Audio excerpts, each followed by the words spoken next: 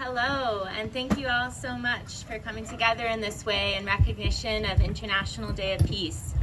We are SEEDS, which stands for the School for Ecocentric Evolution and Design Strategies. I'm Alia. And I'm Hayden. And we're honored to gather in this way to talk and explore together what it means to shape peace in these times, what it means to plant the seeds of a future world that's rooted in interconnection, mutuality, and enduring love of life.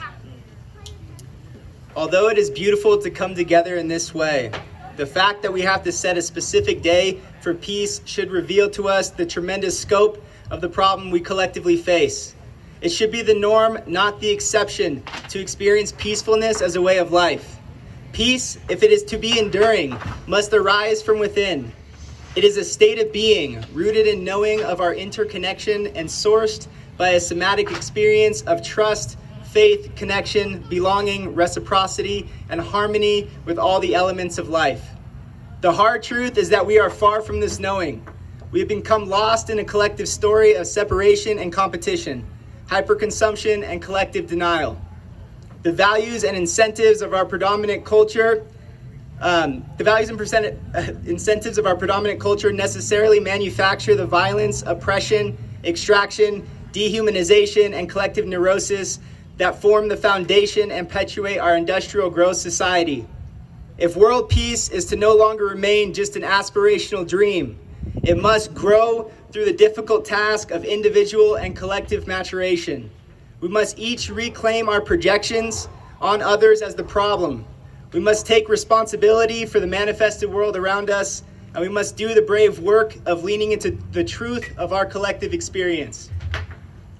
When we stop and pause long enough to really feel into our current collective experience, peace is likely not the predominant feeling that arises. Instead, we are likely besieged with feelings of pain and confusion, worry and fear, anger, grief, and loneliness. While the relative reality of this shared collective moment is often one of suffering, we believe that a deeper invitation lies within this experience for all of us. If we wish to shape a world of peace, then we must learn to turn toward the pain, to make space for the suffering, to consult with the fear, and to grieve the isolation. We must welcome these emotions as messengers, here to inform us that all is not well in ourselves and in our world. What if, instead of turning away from these emotions, we could thank them for showing up to reveal to us the profound cost of living in intergenerational disconnection from the earth and each other?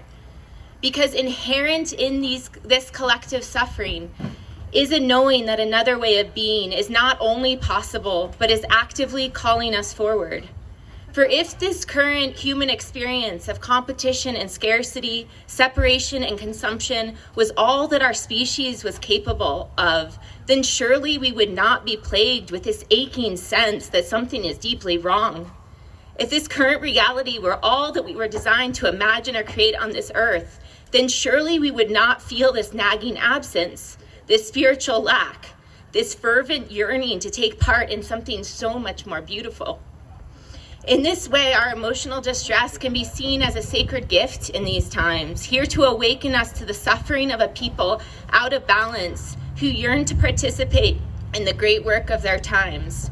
When we slow down enough to feel into this suffering and the profound love for life that sources this suffering, we may begin to remember the uniquely vital role that is ours alone to play in the shaping of a world that is far more beautiful, harmonized, inclusive, and peaceful for all beings to participate in. For it is clear that our emotional suffering is directly related to the suffering of all beings. We know deep in our bones that we are part of an interconnected web of life. This is an ancient knowing, which modern science is just now catching up with. This knowing reminds us that true freedom is not possible for the individual while our human brothers and sisters are exploited and dehumanized.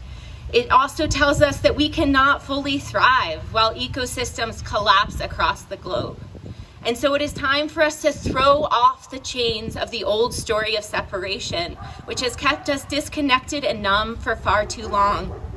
It is time for us to liberate our hearts and free our minds to the truth of our radical interconnection, the miracle of our interbelonging, the possibility of returning home to ourselves, each other, and the earth as our one true home and family. If we wish to know peace, then we must take our rightful place within the family of all things. Nothing short but the birth of a collective meaning, a truly human identity, a shared why that honors our unique individuality and yet unites us under a common purpose will sprout this seed of peace and create the viable conditions for that peace to root itself and grow into the world. We must all come to remember that we are life itself, gifted this human experience from life, and invited to serve a role in the evolutionary unfoldment and expression of life into the future. You and I and everything around us is an emergent property of relationship.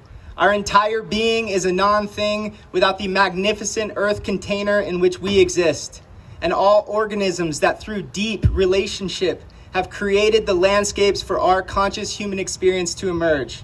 The very seed of our existence lies in that first evolutionary movement some 13 billion years ago. We are the result of that first movement. We are life awakened to itself, inside itself, standing at this moment of time on the edge of the collective evolutionary journey. We have been gifted the capacity to gaze into the future, to imagine new possibilities and create those possibilities for the future life and consciousness to experience. So what world do we want to create? Is it not a world that fosters, nurtures, and values each of our own unique gifts? Is it not a world that knows itself to be interwoven with life in service to life's diverse, creative, and continuous expression? Is it not a world filled with meaning, a world that reaches out way beyond the narrow, self-destructive confines of our consumerist society? Is it not a world that honors the future ones as much as those who live now?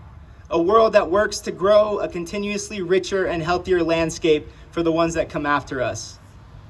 Peace to naturally emerge. Let's call for peace to naturally emerge like a blossoming flower whose seeds have found the right conditions to grow and thus grows itself into the world. For peace to truly come, it will be the result of the transformational and healing work we choose to take up now. And as the visionary poet Wendell Berry reminds us, this is no paradisal dream. Its hardship is its possibility. Thank you all and enjoy this day. We're happy to be here with you.